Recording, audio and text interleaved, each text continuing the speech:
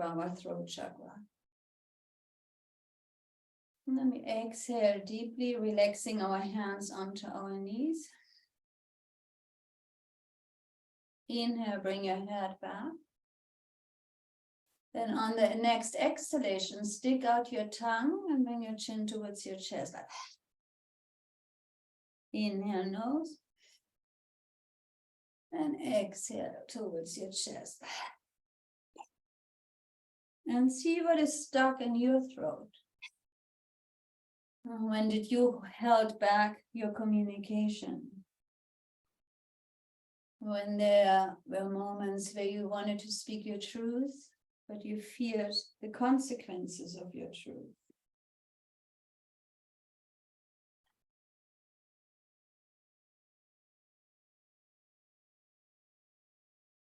Or the situations where you were told to be quiet, that you were allowed to be seen but not heard.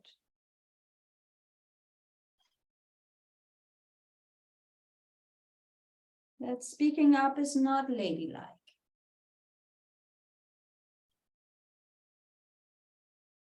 We all run around with these imprints from the past. And subconsciously, they are still holding us back.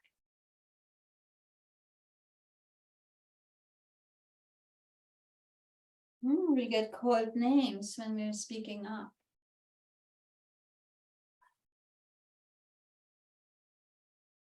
Being frank, authentic, straightforward is not really accepted. Inhale, come to center. Exhale, open mouth. Inhale to the left. Exhale right, just through the nose. Take this posture as a reminder that we as women have the right to say no. And look at our politics, and I see it here in Spain, I see it in the United States. Even slowly it sneaks into Germany, that our rights are being taken away again as women, the rights over our own body.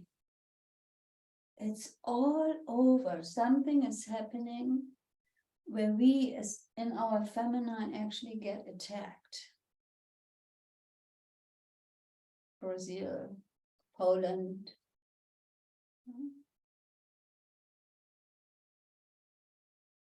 So how can we, as Lisa asked this morning, how can we step up? Good question. It starts with trusting ourselves, using our third chakra as the gateway to the heart, and then learning to speak up without fear, or with the clarity that it's okay not being liked. How much are we doing in the context of being liked and loved? Good. Big neck rolls.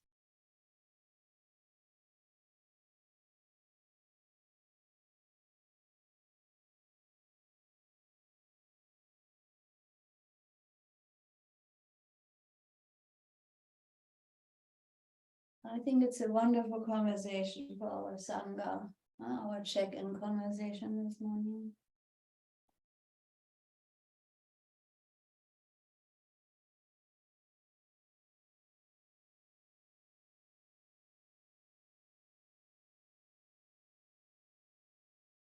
Reverse the direction.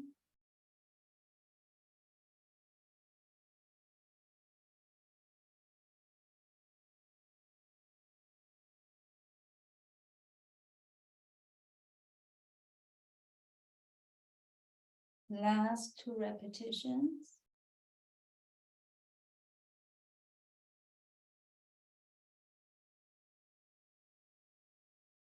And then rotate your shoulders forward, up and back. Even our shoulders have to do with our throat chakra. Inhale, nose, exhale, open mouth. Inhale, exhale.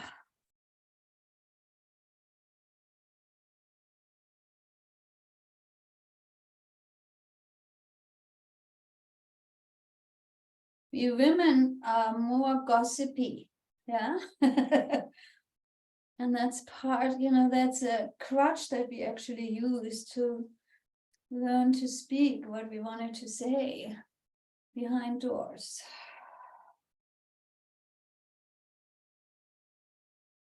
If we would feel free, we would not need gossip. Rotate your shoulders forward, up and back.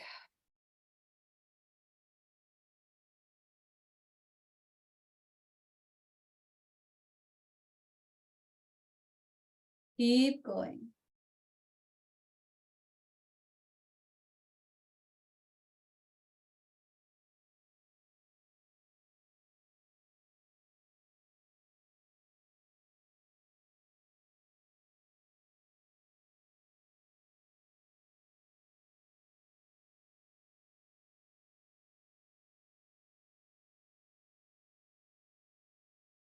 The last three.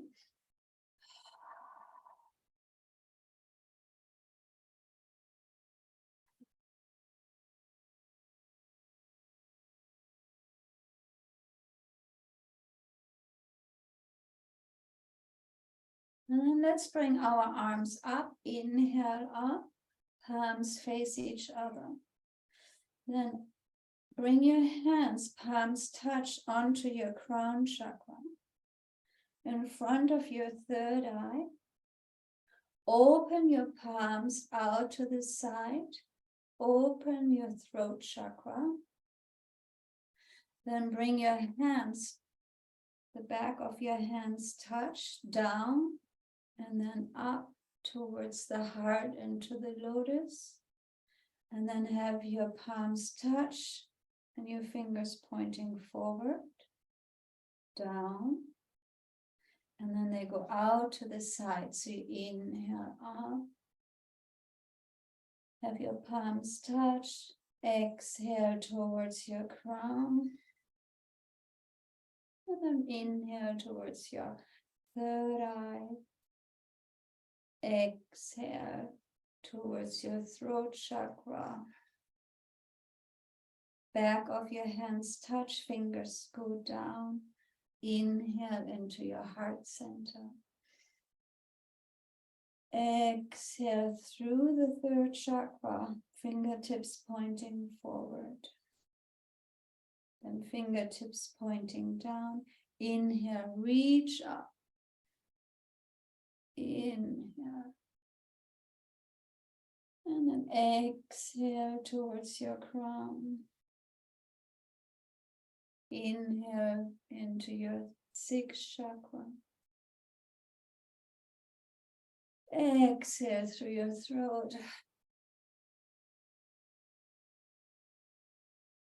Back of your hands touch, slide down. Inhale up into the lotus. Exhale out of your third chakra, fingertips pointing forward. Fingertips pointing down. Inhale and reach up. And exhale, palms touch, reaching for your crown. Inhale, the third eye, sixth chakra. Exhale, open your throat chakra. Back of your hands touch, fingers pointing down and then up into the lotus.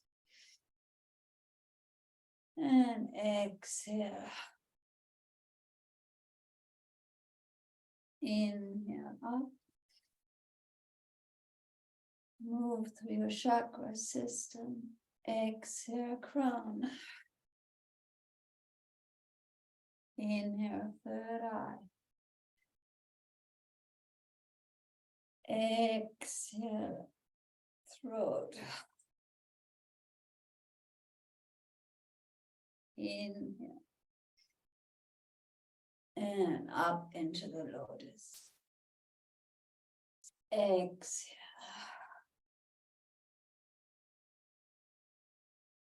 Inhale, last one.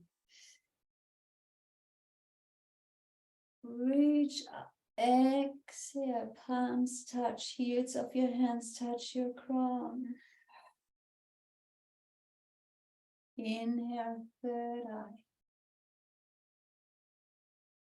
Exhale. Open your throat.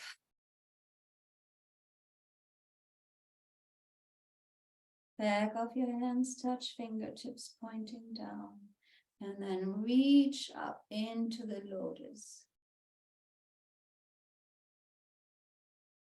And exhale, third chakra, fingertips pointing forward. Now take a deep inhalation here. Open your right palm. Right palm is facing up to the ceiling. Left thumb goes into your palm. Wrap your fingers of your left hand around your left thumb. Left index finger aligns with all the knuckles. And the tip of our thumb touches the tip of our middle finger. Now we use the sound zo. The sound zo is for all us women phenomenal to open our throat. So it's when we spell it out, it's T-H-O, but we pronounce it as zo. So you put the T's on top of each other, and the Z is endlessly long. And the O is really short. So it looks like this and sounds like this. And then we do it together. Inhale. Z.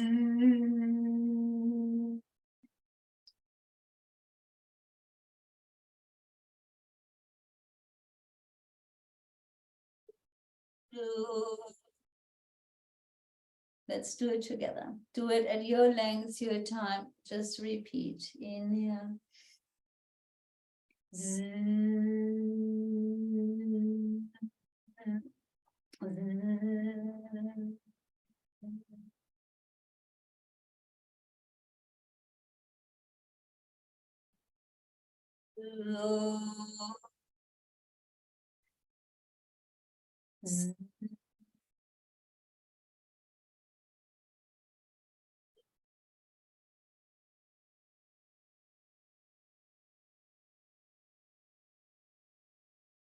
So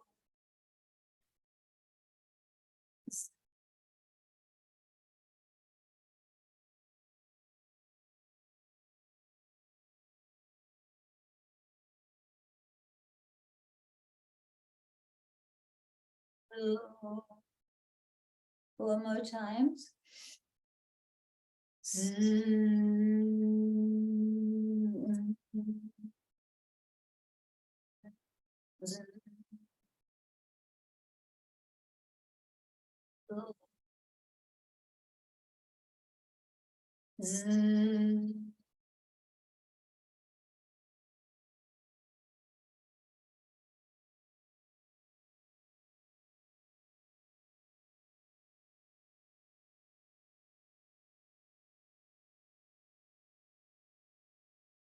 Last two.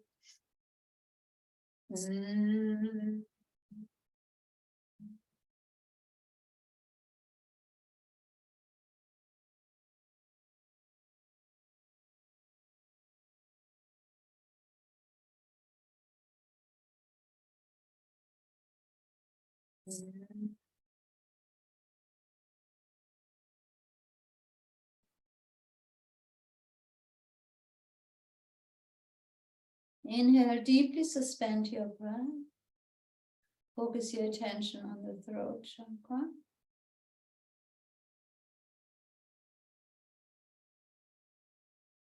Exhale, open mouth. And then we let go of the mudra, so that's the mudra of our voice. And rest our hands on our knees, palms facing up, so that we are ready for listening to Nirmala's voice. Thank you, Siddhi. I love that.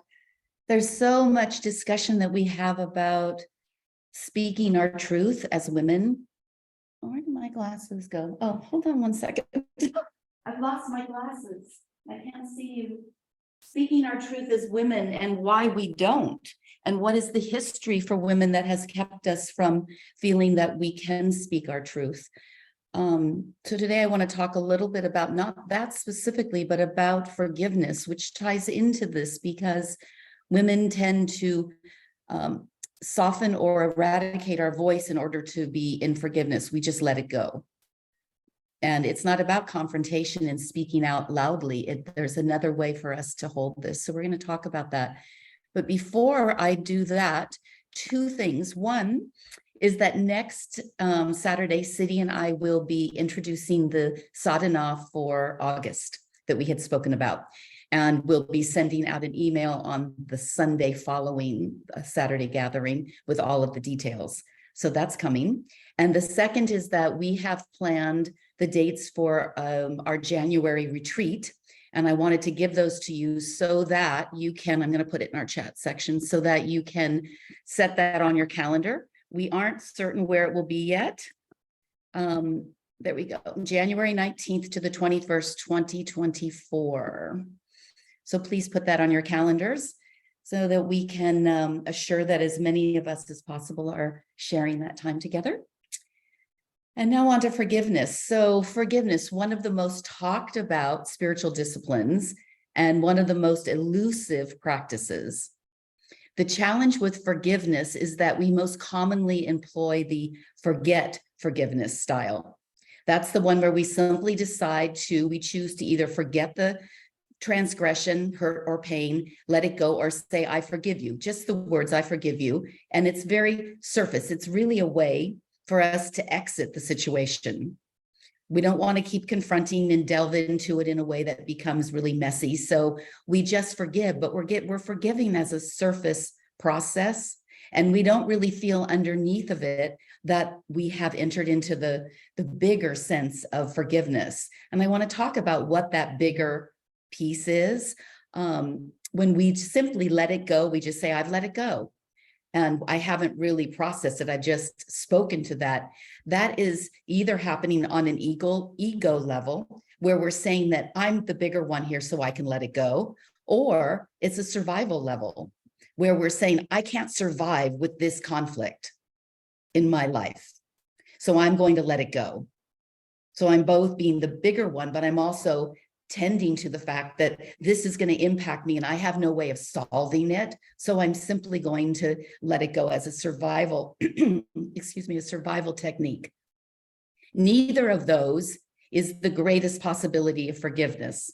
Neither of those ways, either our ego sensing that I'm bigger than, so I can let go, or saying that knowing that this is a survival mechanism, I'll just back out the back door. Forgiveness in its essence is co-joined with pure loving awareness. So we had spoken about pure loving awareness last week or the week before, about the essence underneath of us. What is the essence of our being? Before we became layered, one of the ladies in our Sangha mentioned those layers as feeling as though somebody had actually just painted, as you've gone through your life, different situations have actually just painted a color on top of you. So, your family relationship, maybe it's spousal relationship, maybe it's societal relationships, but those traumas that have come up and situations are just coats of paint over us. And ultimately we get to the place where we need to take off those coats of paint so that the essence, which is our pure loving awareness, actually comes through again. We've just layered things, or we've allowed things to be layered on us, and not even allowed. They just simply have been put onto us. And we didn't know how to deflect or to clean it up or how to process it. So forgiveness in its essence, as it's co-joined with pure loving awareness, you can't separate the two. So when we learn how to sit in forgiveness in the way that is a larger process, not the simply, I'll let it go, or I can go beyond this, this is not a problem, something deeper than that comes from a different sort of paradigm. So we need to look at, if we can't separate the two, what are the blocks that are keeping us from seeing our deepest truth, our deepest self, as pure loving awareness, and then keeping us from being unable to process forgiveness? So forgiveness is largely misunderstood. It's misunderstood because it requires a much larger, nuanced view of reality. Forgiveness requires a much bigger, nuanced view of reality, most of which we don't have yet in our arsenal of talents. We're seeing reality as it's like we're taking just a small piece off of the surface of reality, and we're using that as our view of reality. But reality is so much broader than that. And until we start being able to pull in the fullness of reality, we can't work with forgiveness. And the reason that this is true is because forgiveness actions happen in time and space, and then they're caught in the time and space. But our soul experience is timeless. It doesn't have a beginning and an end.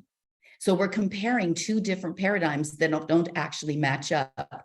So sometimes people are working out their life problems and their life evolution in this moment, and you're getting caught by it. Part of that is coming over onto you and how they treat you or the situation they've set up. It's not healthy. It's happening now. And now is where we want to forgive it.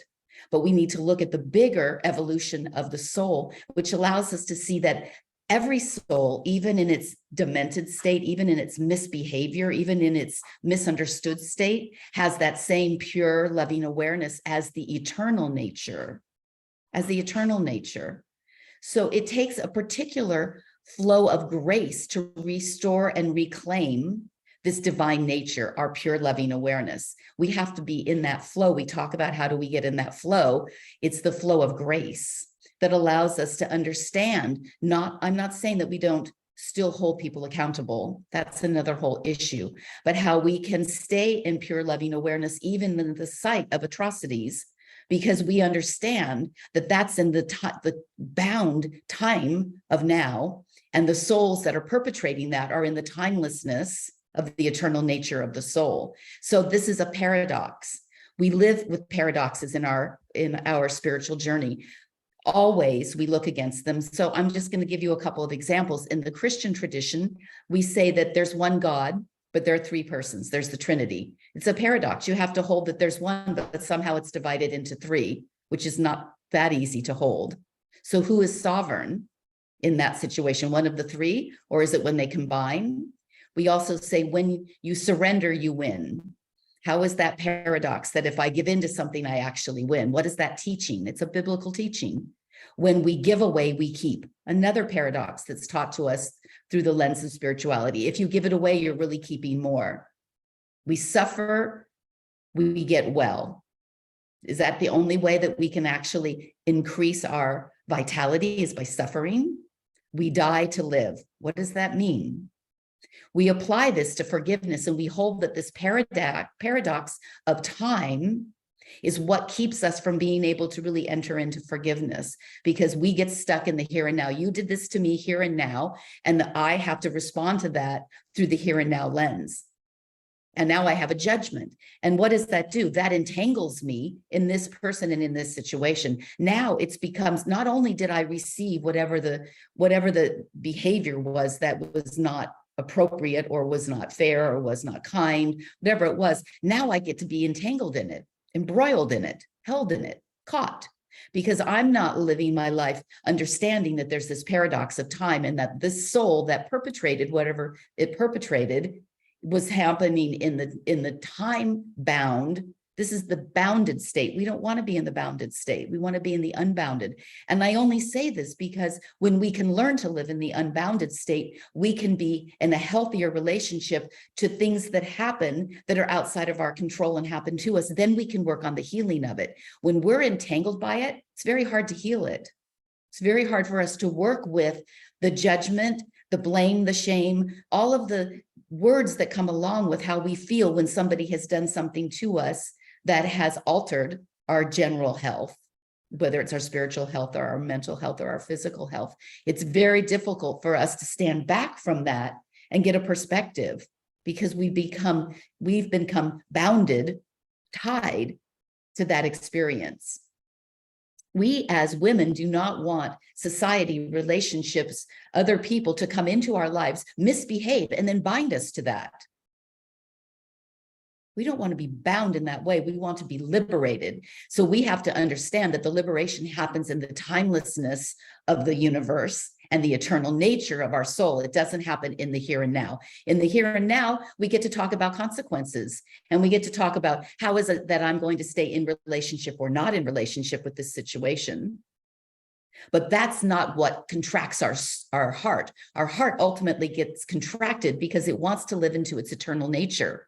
And when we disallow that by saying everything's happening in the here and now, and we stay stuck in that, we're only harming ourselves, because we're keeping ourselves from stepping into this pure loving awareness, which is our eternal nature. So we have to experience forgiveness on two levels. We have to experience it first in understanding the paradox that's happening of this person's misbehavior towards me in this time and now and in this bounded state. But because I don't want to be caught in the bounded state with it, I'm going to understand that the errors of this person or people or community is happening only in the here and now. And I can deal with that in the here and now, but I don't need to hold it in that. I can hold it in the eternal. This is really important for us because it allows us to handle something and then step out of it, not be caught in it. This is the entanglements that we spend that go on and on and on in our lives between individuals and relationships and situations that we carry indefinitely on because we don't know how to disentangle from it.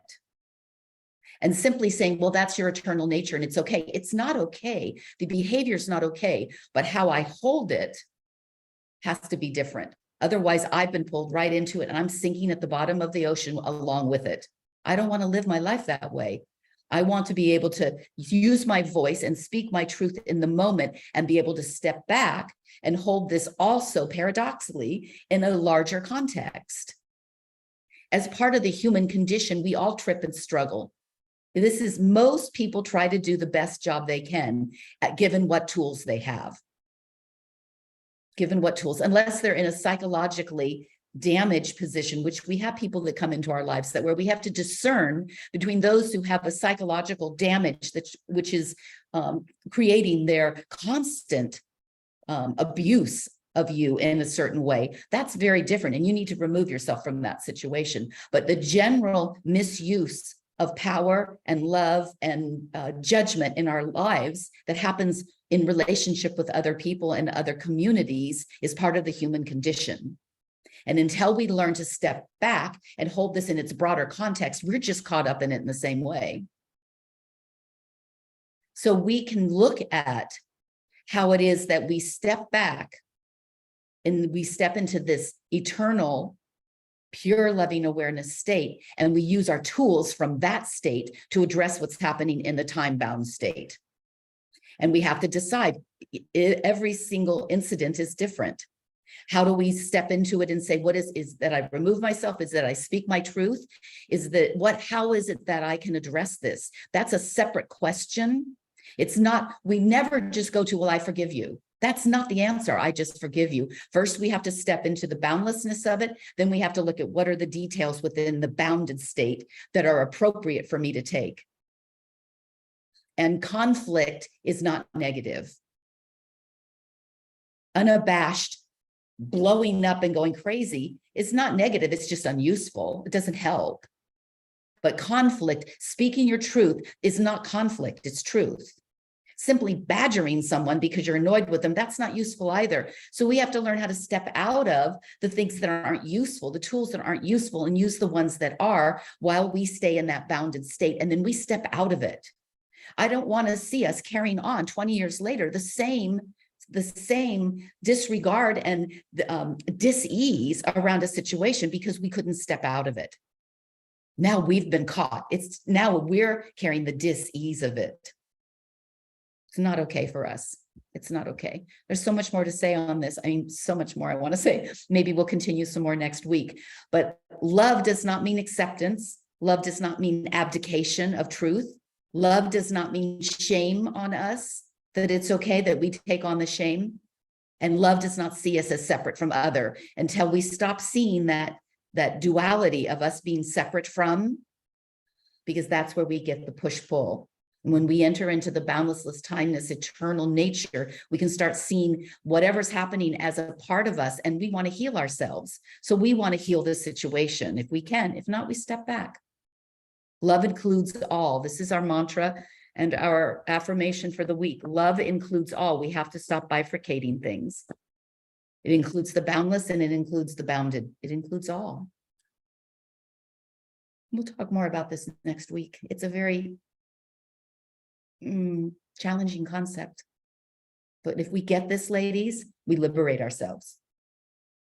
We liberate ourselves.